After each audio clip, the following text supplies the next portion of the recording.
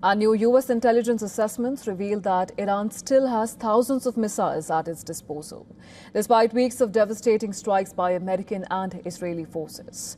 A report in the Wall Street Journal citing officials claim that while more than half of Iran's missile launchers have reportedly been destroyed or damaged, many of those missiles could still be repaired and deployed by recovering launch systems hidden in underground facilities. Israeli officials estimate around two-thirds of Iran's ballistic missile launchers were taken out of commission during the war, but noted that many of those that were trapped underground could be retrieved. Now, according to Israeli officials, Iran has more than 1,000 of the estimated 2,500 medium-range missiles that it had at the start of the war, while the rest were either fired or destroyed. They say that with a small inventory of cruise missiles still intact, Iran still retains the ability to threaten shipping in the Persian Gulf and U.S. troops stationed nearby.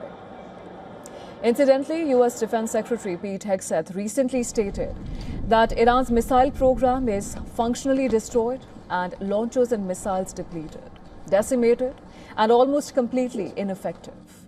Now, U.S. and Israeli officials say that Israel managed to reduce Iran's firing rate to 10 to 15 missiles a day, down from dozens at the start of the war.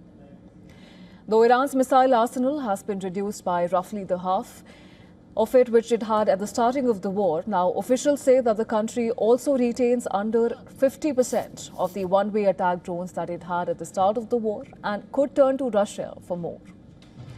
These developments come as Iran and U.S. head to the negotiating table in Islamabad following the announcement of a fragile two-week truce. According to the reports, officials have raised concerns that Iran could use the pause in fighting to rebuild its military capacity. Israeli officials say that while Iran cannot currently manufacture new missiles, the pace of any recovery will depend on support from Russia or China.